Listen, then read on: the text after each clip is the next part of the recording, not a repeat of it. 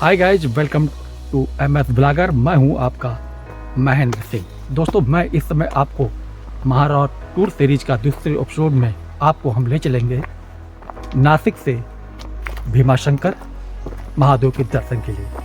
तो मेरे वीडियो को अंत तक जरूर देखिएगा, जिससे कि आपको यहाँ आने में कोई असुविधा नहीं हो और साथ साथ आपको यहाँ के अगल बगल के भी तीर्थ स्थल दिखाने ले चलूँगा और उसके साथ ही आपको गुप्त भीमाशंकर भी दर्शन कराऊंगा।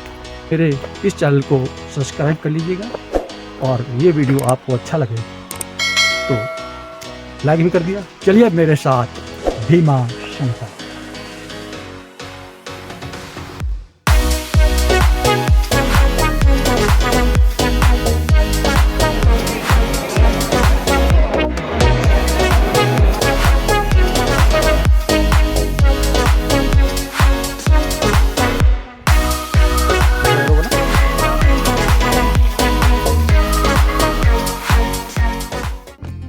भीमाशंकर ज्योतिर्लिंग सारे दिन चांदी के कवर से ढके रहते हैं, लेकिन आज हम आपको इनके मूल रूप से दर्शन कराएंगे। इस एपिसोड में आपको हम भीमाशंकर भगवान के दर्शन कराएंगे और इसके आसपास के सह्याद्री पर्वत के भी हम आपको विजिट कराएंगे। भीमाशंकर ज्योतिर्लिंग का जो मार्ग है आपको समझना बहुत ही जरूरी है, तो आप इस वीडियो को अंत तक जरूर देखिएगा। चूँकि ये भीमाशंकर ज्योतिर्लिंग सह्याद्री पर्वत पर स्थित है, तो यहाँ पर न सीधे बस पहुँचती है ना ही ट्रेन। अगर आप पुणे की तरफ से आ रहे हैं तो सबसे पहले आपको आना पड़ेगा पुणे रेलवे स्टेशन तक। फिर आप पुणे से बस के द्वारा 50 रुपये देकर आप पुणे के शिवाराव बस स्टेशन पर पहुँचना है। फिर वहाँ से आपको भीमाशंकर के लिए बस मिल जाएगी और आप टैक्सी भी ले सकते हैं। बस किराया जो भीमाशंकर तक रहता है वो 200 रुपये पर पर्सन रहता है। अगर आप टैक्सी से आना चाहते हैं तो 500 रुपये से 700 रुपये लोग चार्ज करते हैं। और अगर आप नासिक के द्वारा जाना चाहते हैं भीमाशंकर दर्शन के लिए तो आप बस के द्वारा नासिक से भीमाशंकर पहुंच सकते हैं। मैंने ये सफ़र अपने पर्सनल टैक्सी बुक कराकर ये सफ़र हम कर रहा हूँ। दोस्तों, अगर आप बस के द्वारा नासिक से भीमाशंकर आते हैं तो बहुत ही अच्छा ऑप्शन है। दोस्तों, आपको नासिक से बस पकड़कर सबसे पहले आना होगा नारायण गांव तक। फिर आपको नारायण गांव से भीमाशंकर के लिए बस लेनी पड़ेगी। बस एक व्यक्ति का 200 रुपये चार्ज करेगी और ये बस वाला 3 से 3.5 घंटे में आपको भीमाशंकर ज्योतिर्लिंग तक पहुंचा देगा। आ चुके हैं भीमाशंकर मंदिर के पास। अब हम यहाँ से भीमाशंकर मंदिर के दर्शन करने के लिए नीचे ले चल रहे हैं। सुबह नासिक से हम सुबह 7 बजे निकले थे और इसमें बज रहा है 12:15। दोस्तों, भीमाशंकर जो ज्योतिर्लिंग का मंदिर है वो नीचे की ओर है, तो आपको 200-250 सीढ़ियाँ उतर कर नीचे जाना होता था, लेकिन इस समय सीढ़ियों का काम हो रहा है, इसलिए हम आपको बस स्टॉप के सामने से ले चल रहे हैं। जो आगे चलकर मुझे सीढ़ी मिल गई और हम मंदिर के पास ही आप पहुँच गए हैं और यहाँ से काफ़ी बड़ी भीड़ की लाइन लगी हुई है और हम मंदिर के जो गर्भगृह के पास ही पहुँचने वाले हैं।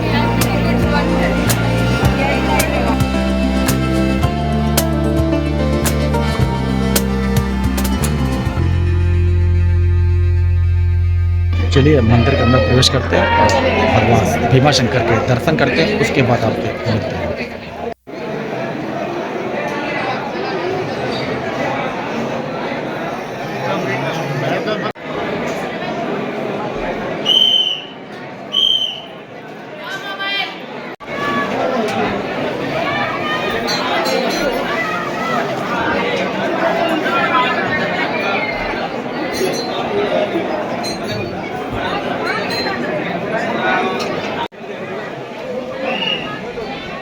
इस समय मैं भीमाशंकर भगवान के दर्शन करने के मंदिर के बाहर आ चुका हूँ और हम अब आपको आगे के ले चलेंगे।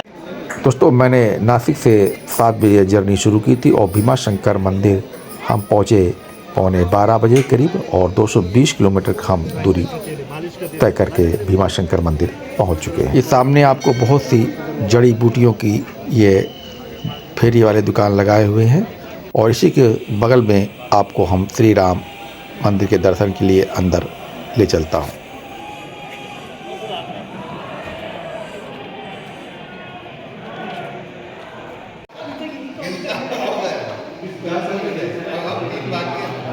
इस श्री राम मंदिर के 10 मीटर से आगे से गुप्त भीमा शंकर को रास्ता जाता है। चलिए मैं आपको ले चल रहा हूँ खुद भीमा शंकर के दर्शन के लिए, जो यहाँ से 2.5 से 3 किलोमीटर की दूरी पर है। दोस्तों सुबह 5:30 बजे आरती होती है, उसी के समय आप इनके मूल रूप के दर्शन कर सकते हैं। उसके बाद ये पूरे दिन चांदी से बाबा जैसे कि ये मतलब कहा जाता है कि मेन भीमा शंकर जी हैं, ऐसा क्या सही है? ये सही है। लोग वहाँ पे लोग भी बोलते हैं जो भीमा नाम का राक्षस था, जी शुरुआत तो वहीं से ही। जी जी। तो वो कुंभकर्ण का लड़का था। कुंभकर्ण। तो कुंभकर्ण का लड़का था, तो एक इस समय सभी मुसाफिरों का नाश हुआ, उस समय वो गर्भ में था।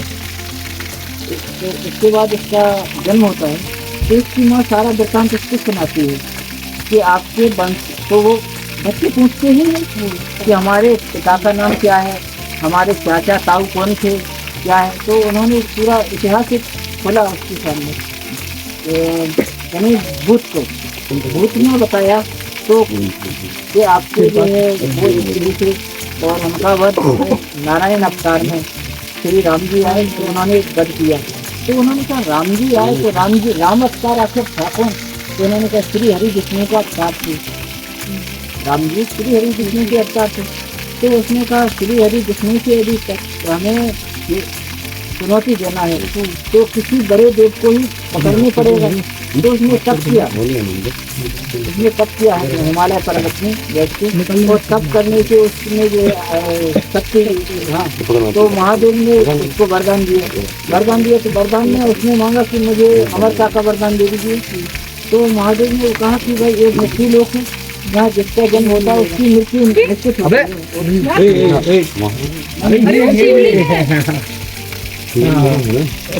जिसका यहाँ जन्म होता है वो देव जनक मनुष्य कोई भी हो, जिसके अंदर प्राण है तो उसकी मृत्यु निश्चित है। इसलिए इसका नाम मृत्यु लोक है।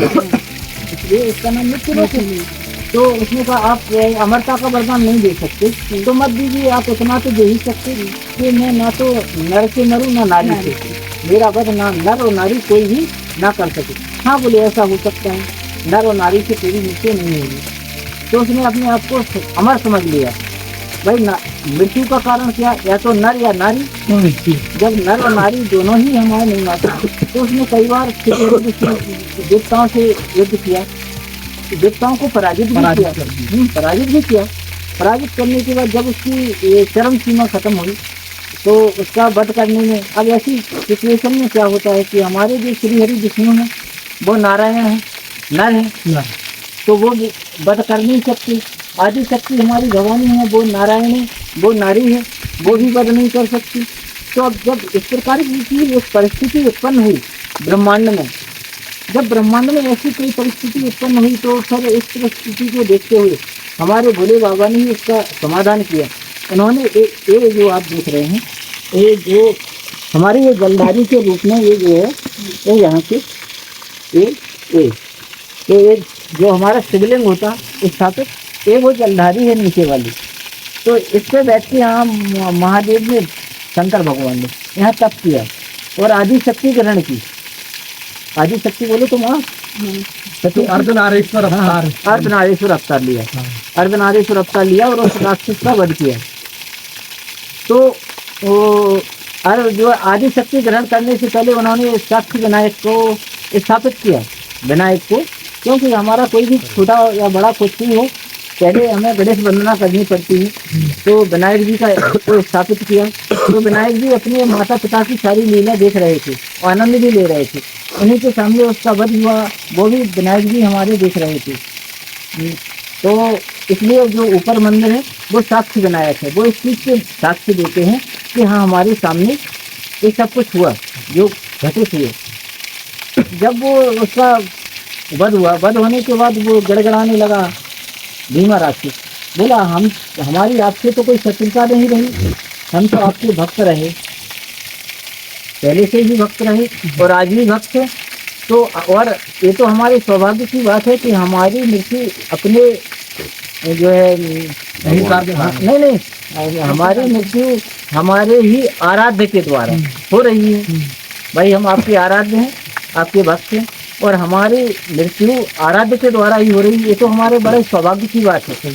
तो इसका तो कोई नहीं, लेकिन क्या है, हम भक्त हैं और अब हमें ये कलंक लग रहा है। ये दुर्भाग्य भी है, हमारा भाग्य भी है और दुर्भाग्य भी है, दोनों का वर्णन कर दिया उसने। कि भाग्य तो क्या है कि हमारे आराध्य हमारा वध कर रहे हैं, तो ये तो हमारा बड़ा भाग्य हुआ। और दुर्भाग्य क्या है कि हम आपके जो है वो है भक्त, और अब हमें कलंक लग रहा है कि हम शिवद्रोही हैं। तो ये कलंक हमें आजीवन के लिए लग रहा है। इसलिए प्रभु इतनी कृपा कीजिए आप कि यदि हम शिव भक्त ना रहें तो ये शिवद्रोह का भी कलंक ना रहे। अरे भक्त ना रहे तो ये कलंक का भी द्रोह ना रहे। तो हमारे बाबा ने फिर उसको आशीर्वाद दे दिया और बोला, देव हो, धनुष हो, मनुष्य हो, कोई भी हो, चर हो अचर हो, जो भी हमारा स्मरण लेगा हमसे पहले तेरा नाम आएगा। अनादि काल के लिए अपने नाम के साथ जोड़ दिया और वो अर्धनारीश्वर का शिवलिंग ऊपर छोड़ दिया, जो भीमा शंकर के नाम से जाना जाता है। तो उसका क्या कि पहले भीमा, उसके बाद शंकर, उसी राक्षस के नाम से ये भीमा नदी, ये नदी जो बह रही है ये भीमा नदी, इसकी माँ थी शंखनी डंकिनी, उनका भी उत्पाद था, उनका भी वध शंकर भगवान ने ही किया था। तो शंखनी के नाम से, डंकिनी के नाम से इस पर्वत का नाम डाकियाना, डाकियाना वो शास्त्र में भी वर्णन है। डाकियाना क्या भीमा शंकरम। हर हर महादेव, बोलो हर हर महादेव, बोलो भीमा शंकर महाराज की जय। तो दोस्तों, मैंने आपको गुप्त भीमा शंकर के दर्शन अब हम करा चुके हैं। अब हम आपको आगे की ओर ले चलेंगे। हर हर महादेव।